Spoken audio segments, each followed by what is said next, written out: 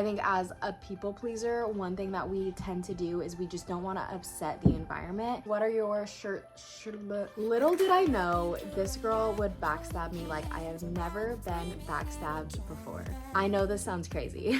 Hi guys, welcome back to my YouTube channel, or hello if you're new. I was a little sneaky on my Instagram the other day and I asked you guys to give me questions you ask people when you're getting to know them. But what I didn't tell you was that I'd be using those questions for you to get to know me. I will eventually stop talking about this, but there was a little while where I stopped posting YouTube videos and I just recently came back. I want to tell you guys about like where I've been and what I'm doing now. So question number one is getting all of the boring stuff out of the way. Name, age, date of birth. My name is Jessica Janice. I am 23 years old. I was born January 18th and that makes me a Capricorn. The next question is what kind of car do I drive? I drive a 2021 Honda Civic. The color is Sonic Gray. I bought it about a year and a half ago, so right before I stopped filming YouTube videos, and I can confirm it is the best purchase I've ever had if anybody is in the market to buy a car. It's so cheap and it's the best car ever. The next question is what are some of your personal goals? For me right now, a lot of my goals are more short term because I don't really know what I want to do long term, but I definitely want to focus on social media, growing my accounts, monetizing that to become a full-time content creator. I'm also focusing on fitness right now. I'm trying to get back into a really healthy lifestyle. So exercising, eating clean, taking care of my body. And then I also just recently started my online store where I make graphic tees and some other little items. So I'm focusing on just adding more products and growing my store. This question is, where do you see yourself in 5 years? And like I just mentioned, it's kind of hard for me to foresee that. I know that I for sure want to get married and have kids sometime soon. I want nothing more to be a mother one day. And I would like to do it in my younger years. I know that 23 is not old by any means, but growing up and through high school, I always envisioned having kids young. But obviously, you need another person to get married and have kids, and I'm currently single. And speaking of being single, the next question is, why did you download Bumble? So after I got out of my long-term relationship, I went through a pretty bad breakup. I stayed single for about a year and I just was ready to meet people, but I live in a really small town. I didn't foresee myself leaving this small town and I just kind of felt like I met everybody there is to meet. And so I figured Bumble would help me do that. Now over on my TikTok, I post a lot about my Bumble experience, my dating life, my love life. So these next few questions are kind of all about that. So the next question is worst online dating story. There was this man that I connected with. I was very physically attracted to his pictures. And I remember there were a couple things in his profile that weren't necessarily red flags, but were like, I wanted to kind of get to know right off the bat to see if they were red flags. And so we started our conversation and he immediately just disagreed with me on everything. And at first I was like, that's fine, everyone has their own opinion. But after a while, it was like, is he doing this on purpose? Like, we disagreed with more things than we agreed on. Like, I remember one of the first things was, he asked me if I had any tattoos. He asked me, and I said, yeah, I have 9 of them. They're all pretty small. I love tattoos. I want so many more. And he was like, I think tattoos are kind of weird. Like, what do you really need on your body for, like, ever? Like, what? So I know that's not like the worst experience ever, but I really wasn't on Bumble for that long before I deleted it. Which leads me to my next question, why did you delete Bumble? The really short answer is just that I met somebody. Now, this is, again, stuff on my TikTok, but I did meet somebody. I am really liking him. We've been seeing each other for a couple of months. I'm gonna leave it at that for here on my YouTube. I talk about him on my TikTok account. We call him G.I. Joe, which is his little code name / nickname. But I'm gonna leave that for TikTok until or unless we become official, and then I'll talk more about him here on YouTube as well. The next question is, if you could change one thing about your childhood, what would it be? There were a couple years, unfortunately, that I was unable to see my dad, so I would probably change that.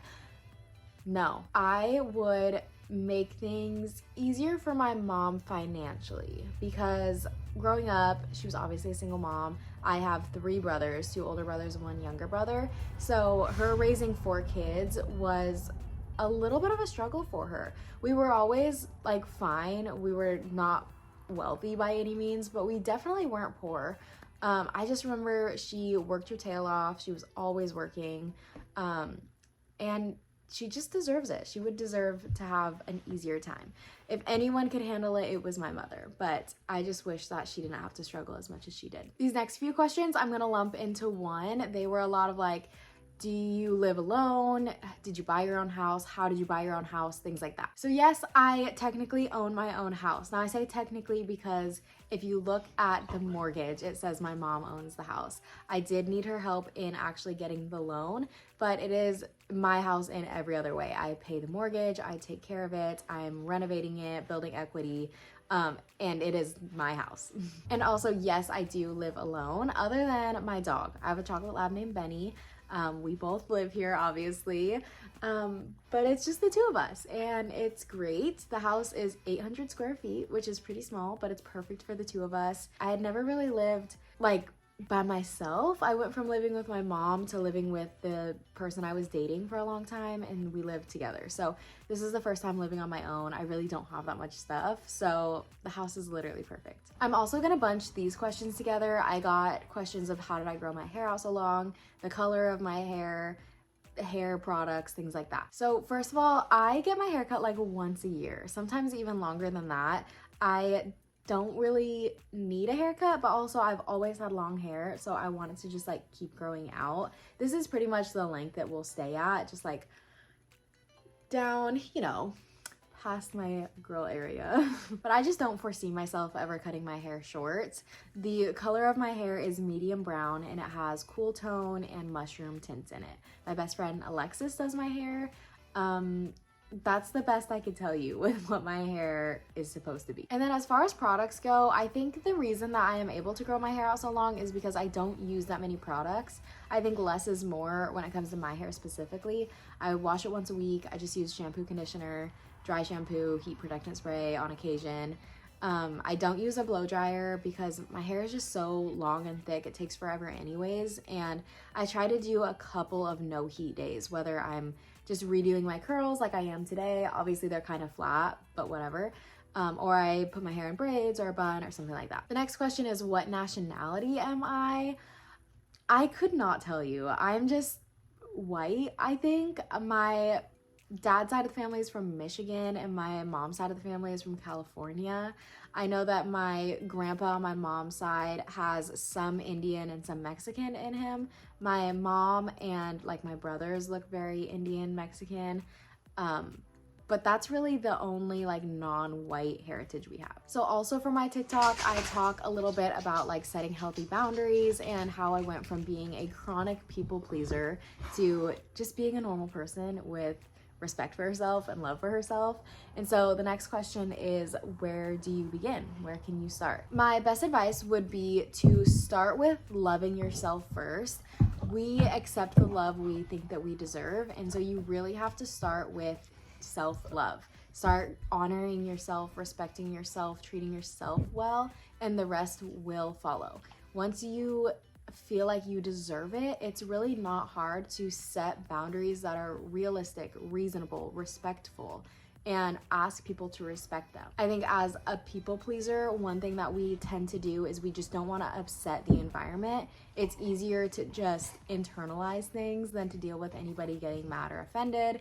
And once you realize that that is just so unrealistic and it's really not hard to ask people to respect your boundaries, the easier time you'll have doing it. Once you realize that the people who love you really have no problem respecting your boundaries, the more you'll be able to do that with like a broader, I want to say audience, but you know what I mean, like with everybody else. This next question is, what are you currently doing for work? So as a little background, I have 4 years experience in coffee and 4 years experience in law. In this last year, I have been kind of back and forth. So I quit my job at the state, went back to making coffee, and then this last summer, I reeled back on my coffee stand time and started working as a paralegal again at a law firm.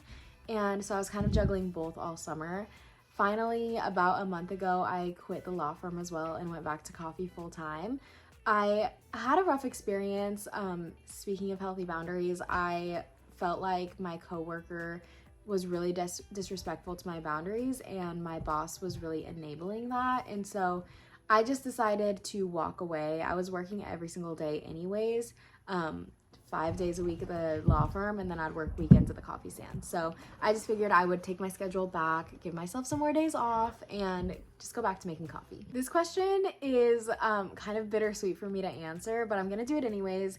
It was, what is the best thing that's happened to you in the last year and the worst thing that's happened to you in the last year? Hands down, the worst thing that happened to me this year was a friendship, actually. So fresh off my breakup, I was looking for a place to live. I was actually living with my mom for a while. We literally were sharing the same bed. And I finally found my first rental. It was 2-bedroom, 1 bath, $1,300 a month. And I got accepted. So I was like, I'm gonna make this work one way or another. I also had just quit the state, and so I was starting back as a barista, and I had asked my manager if she wanted to move in with me. I know this sounds crazy. This girl was younger than me. She was 19, but she was my manager. I knew she made good money. I knew she was responsible, and we were quickly becoming good friends. So I thought this was my best case scenario. Little did I know this girl would backstab me like I have never been backstabbed before. When I tell you this girl and I started becoming friends, I thought that we would be close, that we would be friends forever, that type of thing. She really was a good friend in the beginning. After a while, she started to use her friendship against me, and eventually her being my manager against me when I was just trying to be a little independent. Like, I'd never lived by myself before, and this newfound independence, I just wanted to kind of come and go as I please in my own house. I was the one on the contract. But anyways, we eventually had our falling out, and not only did she refuse to pay her last month's rent, she also fired me from my job. So not only did I lose my job, my friendship, I also ended up losing my house because I didn't have a job lined up. And then with her not paying her last half of the month, I had to pay all $1,300 by myself, which wiped out most of my savings account. And I knew that I wasn't gonna be able to pay the next month's rent. So I was forced to tell my landlord that that was gonna be my last month's rent because I had no guarantee that I could pay the next month. So this all happened 3 months after I got the place. So I was moving right back out and moving right back into my mom's house, which in turn led me to the best thing that's happened to me this last year. And that was just becoming so much closer to my mom. It really healed some childhood trauma that I had been dealing with, and it just kind of helped me in my self-love journey, my self-respect journey. And now that I feel like I have grown and developed as a person so much this last year, it has led me to a relationship that's really healthy, a newfound best friend who is just the best thing that's happened to me. Yeah, it's just led me down a path that I really always wanted to live. The next question is all about school. Am I still in school? What am I going to school for? Do I see myself transferring? I am not in classes right now. I am still enrolled at my college, but I did not sign up for classes this quarter just because with the law firm and the coffee stand, I wasn't really sure what I was doing.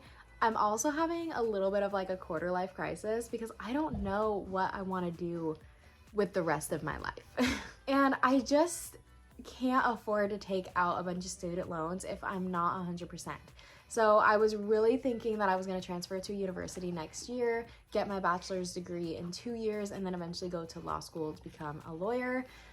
I just don't know if that's what I want to do anymore. And yes, part of this confusion is because I have found my little success here on social media, and it's really given me an open schedule, creativity, flexibility, and things that I didn't realize I valued so much until I had them.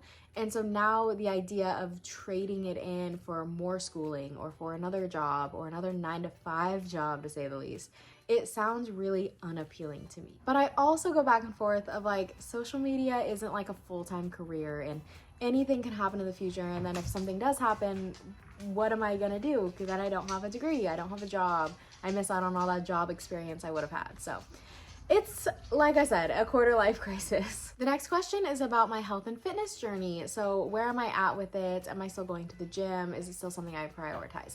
Yes, it is, and I think it always will be. I have a habit of kind of ebbing and flowing, taking 6 months off, taking 6 months really seriously. And where I'm at right now is I'm teeter-tottering. I am going to the gym sometimes, and I'm eating clean most of the time, and I feel good about my body most days. But I know that if I applied myself 100%, I would be so much better, and I really do want to get to that point. I did, however, switch gyms. So last time I was on YouTube, I was telling you guys I was an avid Anytime Fitness goer. I loved Anytime Fitness. I even had a personal trainer there. In this lifestyle, I can no longer afford Anytime Fitness. So I'm going to my local fitness center. It's $30 a month. It's wonderful. It has a sauna, a lap pool. It has a women's only workout room. And so I get more bang for my buck, and I'm spending like literally less than half. But anyways, I think that is all of the questions I have for you guys. So if I missed anything, like I said, leave them in the comments down below. I hope that this helps to not only like let us catch up, but also let you know like what I've been doing, where I've been, and kind of what to see from me going forward. I'm really excited to be back on YouTube. I'm really excited to start posting again. This will be like video number 3 or 4 that I'm, you know, back posting. And I promise you guys, I'm gonna stop talking about my disappearance. We're just back now, and we're past it. So anyways, I hope you guys have a fantastic day, evening, night, whenever you're watching this, and I will see you guys next time.